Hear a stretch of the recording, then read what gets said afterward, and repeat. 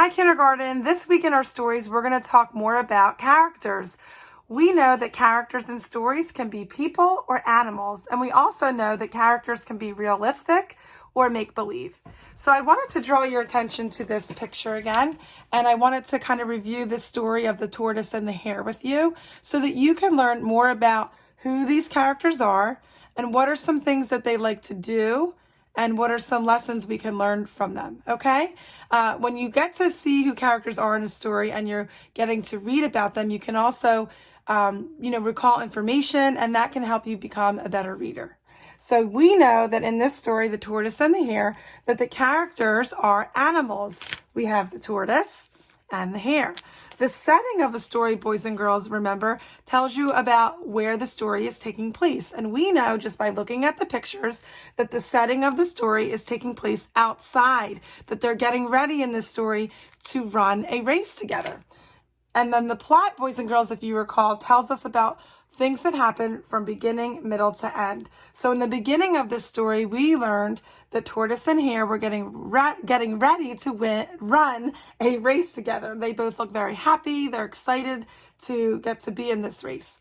In the middle of the story, we learned that Hare decided to take a break. He thought, well, I have it made in the shade. I know I'm a lot faster than Tortoise, so I can go ahead and take a little break, take a little rest. And just when he did that, that's when Tortoise started to push on. He stayed slow and steady in that race. And at the end, we know that the Tortoise won that race because he crossed that finish line before Hare. Hare looks very shocked. He can't believe his eyes. He took that break, but guess what? He overslept, and when he did that, he couldn't finish the race, and nor could he beat Tortoise. Tortoise won that race. So that, boys and girls, little story that we just discussed together can tell us a lot about the characters and who they were. So you can pause this video and turn and talk to a family member or friend and tell me a word that you could use to describe Hare in this story.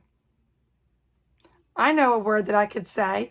The word that I could say about Hare is that he's a little lazy, right? He thought, well, I know I'm a lot faster, so I could take a break. He didn't give it his all, right? He was not quitting, but in a way he just thought, well, because I know I'm a lot faster, I can go ahead and take a break. And that's kind of being lazy. When you're doing something, you want to go all into it and try your best. And in this story, we know that Hare didn't try his best, right? What would you say about Tortoise? Tortoise was different, wasn't he? His personality. He was a really hard worker. He knew that he was a lot slower than Hare, but he also had determination. And that big word means he had a lot of will. He wanted to really try his best. He knew that he wasn't the best runner, right? He knew that Hare was a lot faster, but he still thought, I'm going to give it my all, whereas Hare did not give it his all.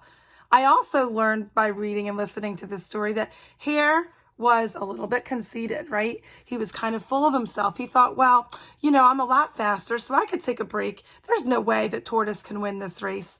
Well, guess what? We learned that because he overslept and he was a little too tired, Tortoise won that race because he had a lot of hard work in him, right? He didn't give up. He didn't quit. He pushed on and he stayed slow and steady. And that's a good expression that you might learn from reading this story. Take your time. Slow and steady wins the race. If you go too quick and you think, oh, I could take as many breaks as I want, there's no way he could win. And you get a little lazy, guess what? People taking it slow and steady can come out on top too. You don't need to be the best. You just need to try and have determination like Tortoise did. All right, so I'm going to read a little story out loud to you now, and I want you to pay close attention to who the characters are. And we're going to recall after this story some things that the characters did, okay? The story that we're going to read aloud today is called The Monkeys Build a Tree House. The monkeys wanted to build a tree house. They got wood, nails, and tools. First, we cut the wood the right length, said Molly. How did we do that? I know, yelled Megan, holding a saw. Wait, said Mitch. We should measure the boards first. He measured and marked the boards. Then Megan cut them with a saw. Now we build, said Manfred. He picked up the screwdriver and some nails. That's not right, said Molly. Use the hammer to put in the nails. Zip, zip, wham, wham, buzz, buzz. At last, the house was finished. Oh no, "Oh," cried Molly, Megan, Manfred, and Mitch. "How do we get it up in the tree?" All right, so if you need to, you can always go back and replay this story before you answer some questions with me. So let's recall, boys and girls, some information about the characters. Let's first kind of talk about this. This is kind of an easy question we can learn just from reading the title again. The monkeys built a treehouse. Who were the characters in this story? Were they people or were they animals? That's an easy one, right? They're monkeys. They're animals, okay? How many characters are in this story? There are 4. Do you remember? There are 4 monkeys in this story, okay? So I want to ask you, what are their names? I'll give you a hint. They all start with the sound of or M. They all start with letter M. Do you remember some? See if you can pause and remember some of the names of these monkeys. There are 4 in all. I'm going to help you, okay? We have Molly, we have Mitch, we have Megan, and then we have Manfred. Those were their names, okay? Molly, Mitch, Megan, and Manfred. Okay, so what are the monkeys like? How would you describe the monkeys in this story? And there's more than one answer here. So if you want to pause this and turn and talk to a friend, you can do that, or a family member. What are the monkeys like? Or you could just whisper to me too. You don't have to turn and talk to a friend. You can turn and talk to me, okay? So what were they like? We know that they're hard workers, right? They work together. They were cooperative together.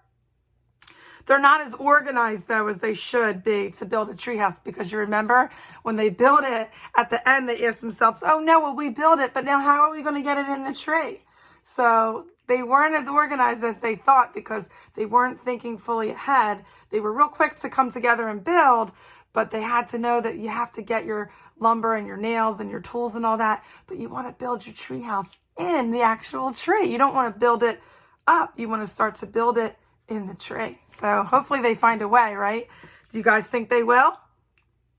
I'm going to say a positive yes. I think they'll figure it out. They're monkeys, right? Maybe they could swing by their tails and find a different way to build together. All right, guys. So keep reading for 20 to 30 minutes a day. And as you're reading different stories this week, I want you to ask yourselves, who are the characters, right?